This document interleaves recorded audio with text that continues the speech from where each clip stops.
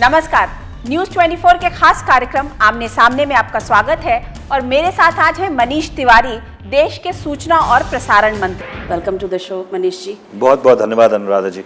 मनीष जी, एक बात बताइए, सरकार ऐसी क्यों दिख रही है? असहाय, बेसहारा होते चले जा रहे हैं, ये क्या हो गया? हाँ, अर्थव्यवस्था को लेकर आज की तारीख में लोगों में कुछ चिंता बनी हुई है क्योंकि रुपए की कीमत गिर रही है। एक माहौल ऐसा दिखता है और खासकर मीडिया के जरिए से कि अस्थिरता है, पर अगर आप इसकी गहराई में जाएं और इसकी बुनियाद में जाएं तो आप पाएंगे कि भारत की अर्थव्यवस्था में इस तरह की कोई अस्थिरता है नहीं। जिस तरह की दिखाई जा रही है। लोग आज ये कह रहे हैं कि ये वही मनमोहन सिंह हैं जिन्होंने रिफॉर्म्स प्रोसेस को 92-93 में शुरुआत की थी जिसकी, और आज उन्होंने वापस वहीं पर लाके खड़ा कर दिया है। देखिए, ये बिल्कुल पूरा दुष्प्रचार है। प्रधानमंत्री ने खुद अपने आप इस बात को कहा है कि 1991 छोड़िए, अगर आप कोई बीच का भी कार्यकाल उठा के देखिए, उससे भी कहीं बेहतर भारत की अर्थव्यवस्था है।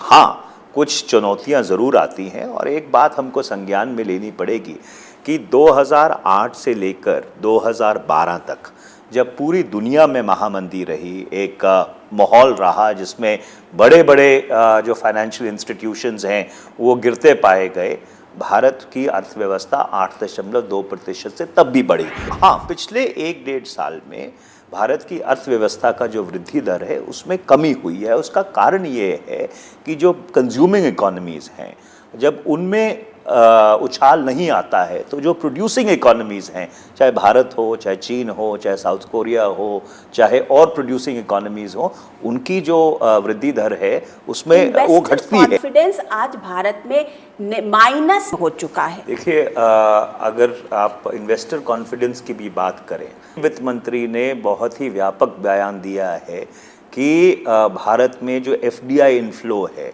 वो पिछले क्वार्टर में या मेरे ख्याल उन्होंने 6 महीने का वेरवा दिया था, आज भी $70 बिलियन के करीब है।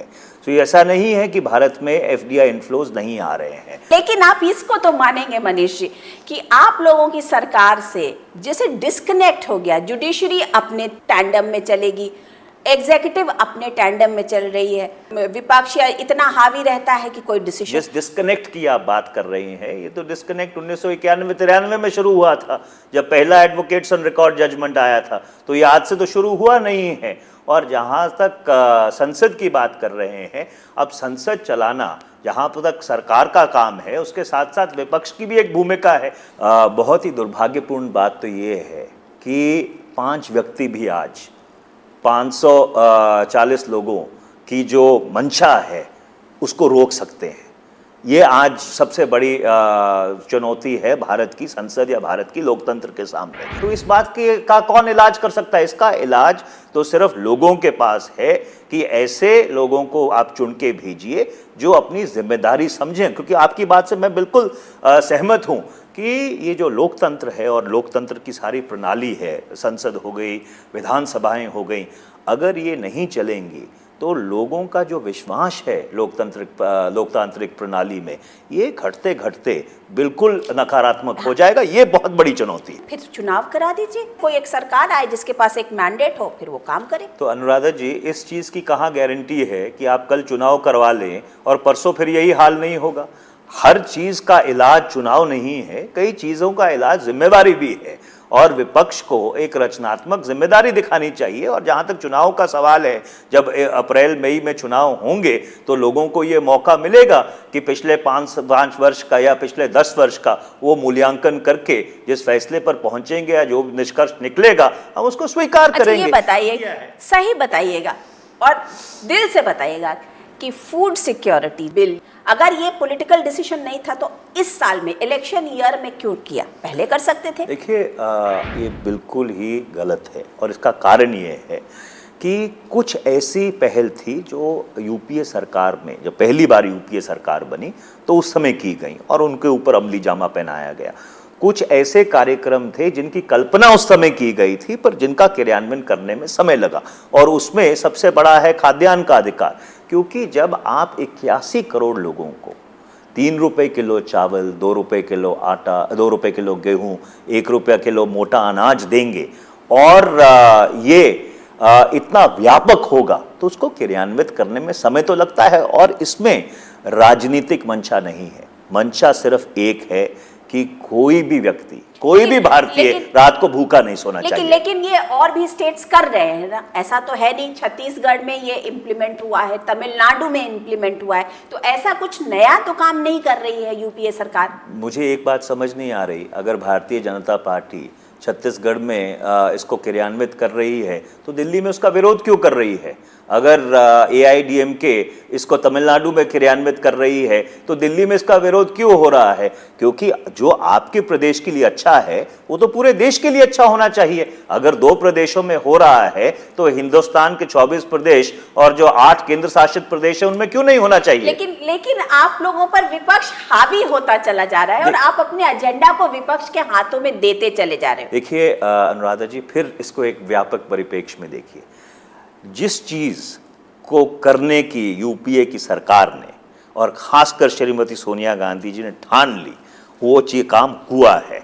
चाहे आप सूचना का अधिकार ले लीजिए, चाहे आप मनरेगा ले लीजिए, चाहे आप शिक्षा का अधिकार ले लीजिए। डॉक्टर मनमोहन सिंह जी ने ठान लिया था कि परमाणु करार होगा, परमाणु करार हुआ।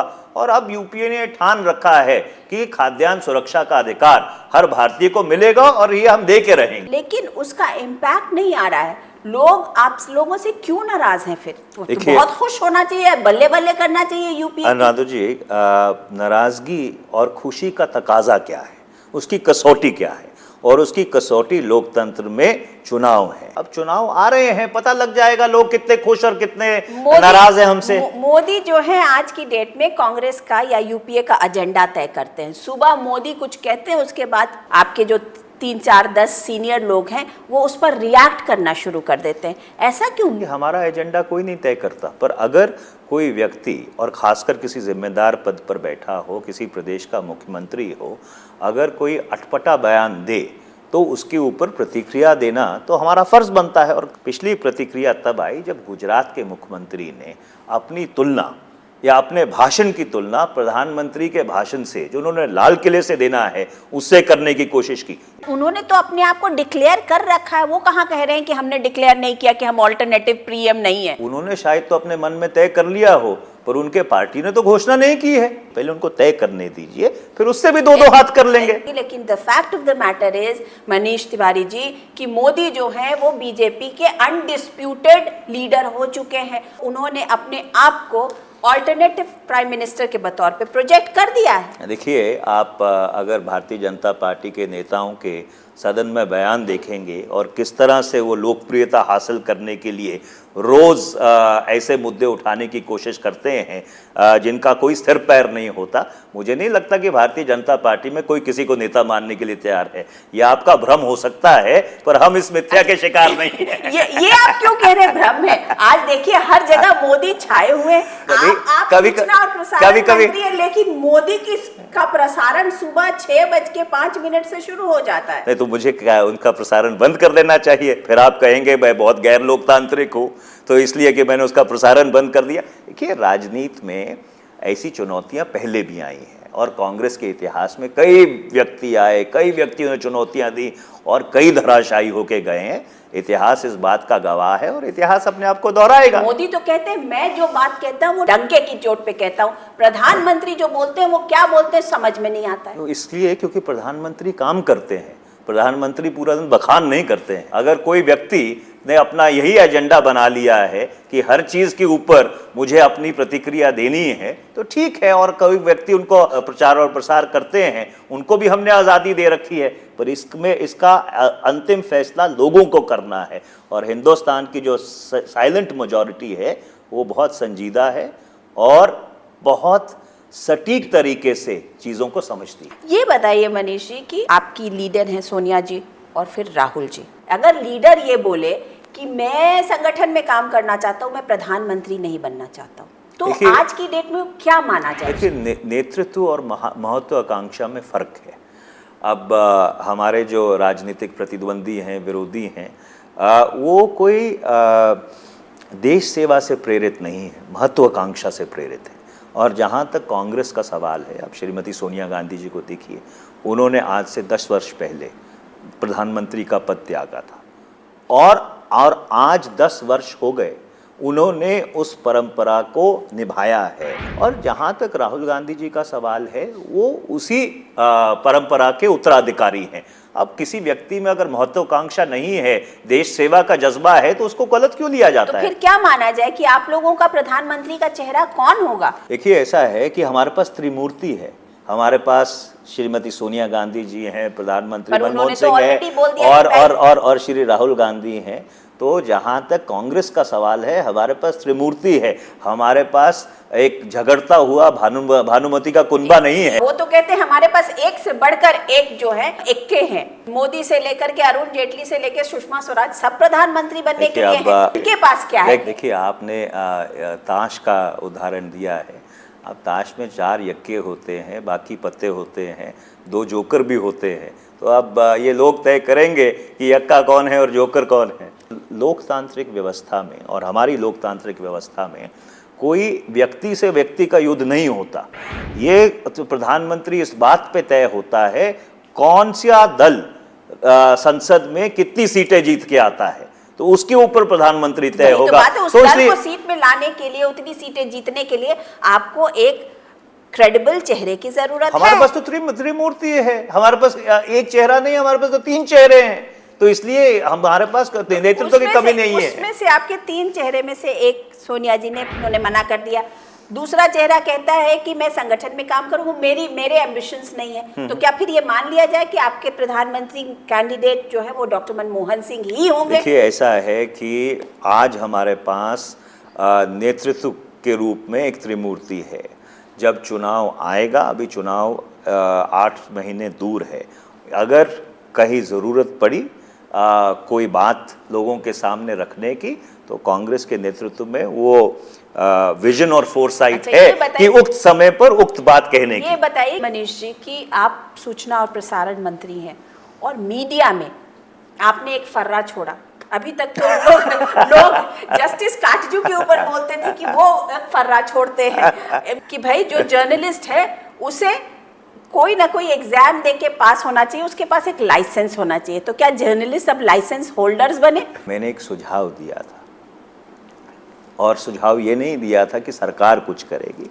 मुझे कोई दिलचस्पी नहीं है किसी को लाइसेंस देने में या किसी का किसी भी किस्म का लाइसेंस लेने में। ये तो मीडिया पे निर्भर करता है। अगर संवेदनशीलता है, उनको लगता है कि ये जो सुझाव है ये नकारने लायक है, तो मुझे वो मंजूर है। देखिए, इसमें कोई ईगो का सवाल नहीं है। विश्लेषण करने के बाद अगर आप इस निष्कर्ष पर पहुंचे हैं कि भाई इसमें कोई दम नहीं है, तो ठीक है, मुझे वो मंजूर है। सोशल मीडिया जो है उसको आप कैसे कंट्रोल करेंगे? क्योंकि आने वाले दिनों में और वो बढ़ेगा और वो इम्पैक्ट क्रिएट करेगा। देखिए, ये मुल्कों के लिए और सिर्फ भारत के लिए नहीं, मुल्कों के लिए एक बहुत बड़ी चुनौती है। देखिए, अगर कोई ये समझता है कि इसे रेगुलेट किया जा सकता है या इसे रेगुलेट करना चाहिए, तो पहली बात तो ये है कि रेगुलेट हो नहीं सकता, और दूसरी बात ये है कि रेगुलेट करना नहीं चाहिए।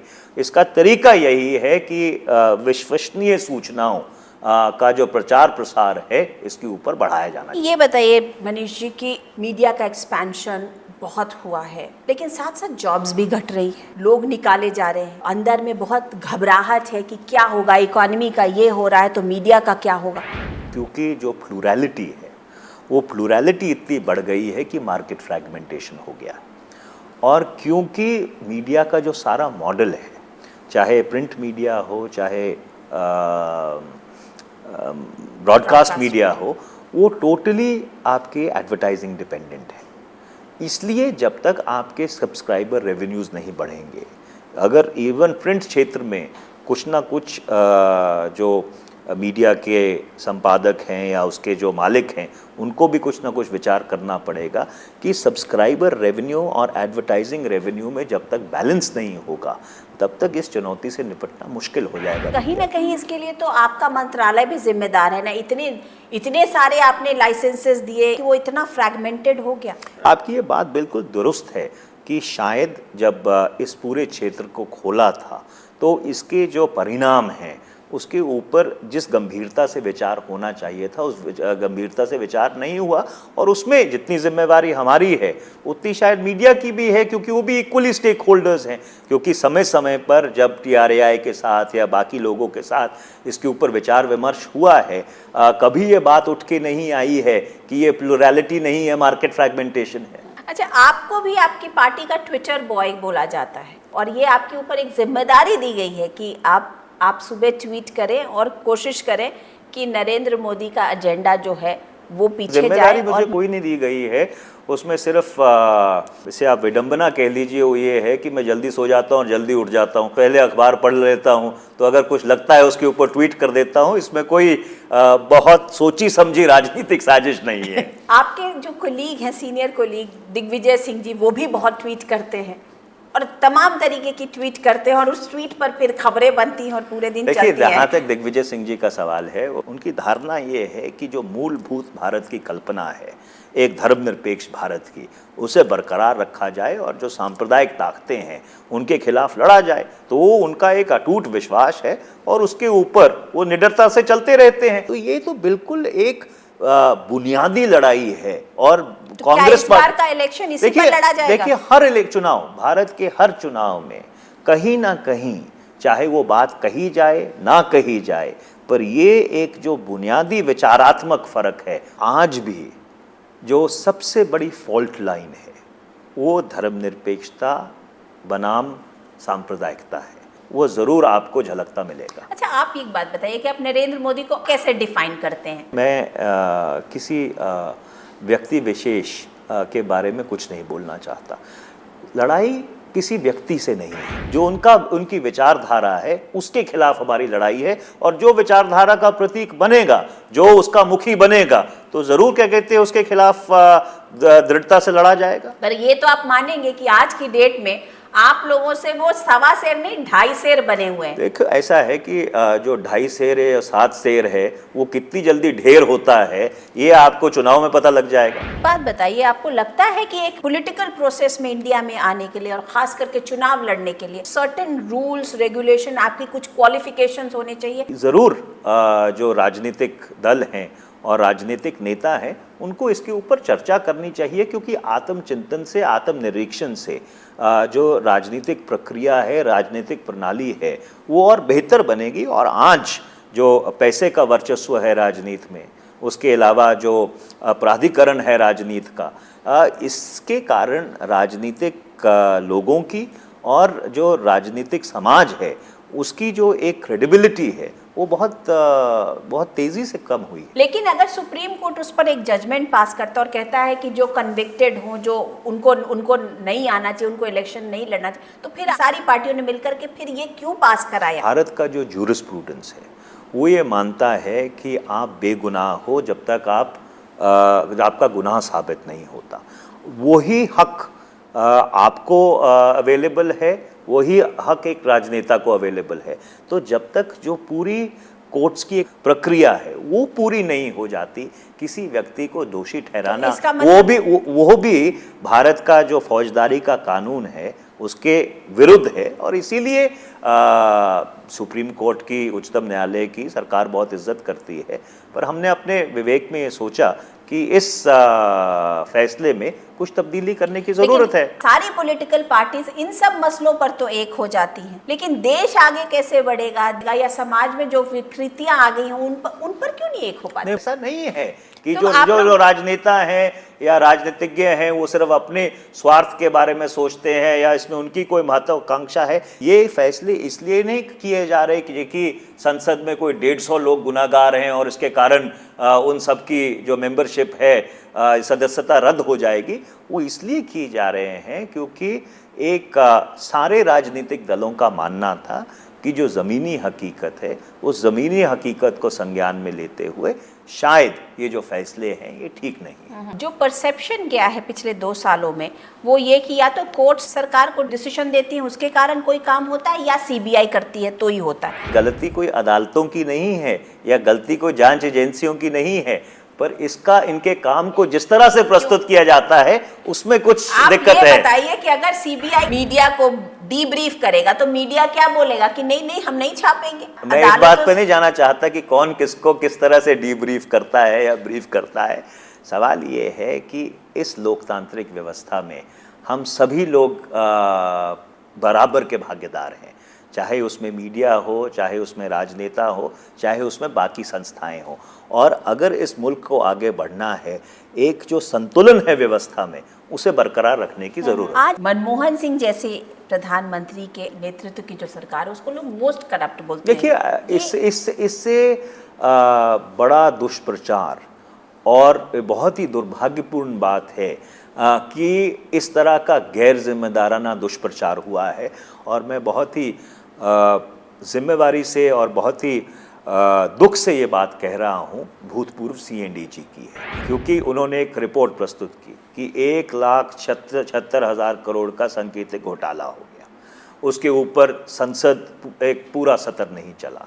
उसके बाद संयुक्त संसदीय समिति बनी, CBI की जांच हुई, अदालत में मामले भी लंबित हैं। पर जब 2 बार नीलामी की गई तो ये क्या पाया गया? ये पाया गया कि सरकार को सिर्फ 1722 करोड़ रुपया मिला और अगले 10 साल में 7,885 करोड़ रुपया कुछ इस तरह का मिलेगा। और अगर आप इसकी तुलना वो 1561 करोड़ और उसको गुना करें 9 से की जाए तो मुझे नहीं समझ आता कि जो भूतपूर्व CNDG हैं इस निष्कर्ष पर कैसे पहुँचे। और वो जो एक रिपोर्ट थी उसकी एक बहुत ही बड़ी भूमिका रही है भारत की ग्रोथ स्टोरी को डीरेल करने में। जब संस्थाएं एक गैर जिम्मेदाराना तरीके से काम करना शुरू करें तो उसके दूरगामी परिणाम मुल्कों को भुगतने पड़ते हैं। आज आपको लगता है कि ज्यादातर संस्थाएं उसी तरीके से काम कर रही हैं? देखिए, बाकी संस्थाएं तो जिम्मेदारी से काम कर रही हैं और मुझे नहीं लगता कि कोई CNDG गैर जिम्मेदारा संस्था है। पर कभी कभी नहीं, बहुत सारी ऐसी संस्थाएं जो कि क्वाजी देखिए, जहाँ तक क्वाजी जुडिशल संस्थाओं का सवाल है, उनको ये आज़ादी है कि वो अपने निष्कर्ष पर पहुँचें। पर जो वैसे मैंने कहा कि एक जिम्मेदारी का अभिप्राय रहता है उनसे, उस जिम्मेदारी की कसौटी पर उनको खरा उतरना चाहिए। मनीष तिवारी जब पॉलिटिक्स नहीं करते हैं तो क्या करते हैं? मनीष तिवारी जब पॉलिटिक्स नहीं करते हैं तो किताब पढ़ते हैं और कुछ नहीं करते। तो आपका डी-स्ट्रेसिंग जो है वो सिर्फ किताब पढ़ के ही होता है? सबसे पहला ये ज़रूरी है कि आप स्ट्रेस लें। तो मैं कोशिश करता हूँ कि स्ट्रेस ना ली जाए, अपने आप को जो आपके इर्द गिर्द हो रहा है उससे डिटैच रखा जाए, जिससे कि आपका जो मानसिक संतुलन है वो ठीक रहता है। Thank you so much. तो ये थे आमने सामने में मनीष तिवारी जी। अगले हफ्ते मैं अनुराधा प्रसाद किसी नई पर्सनालिटी के साथ आपसे फिर मिलती हूँ। तब तक के लिए नमस्कार।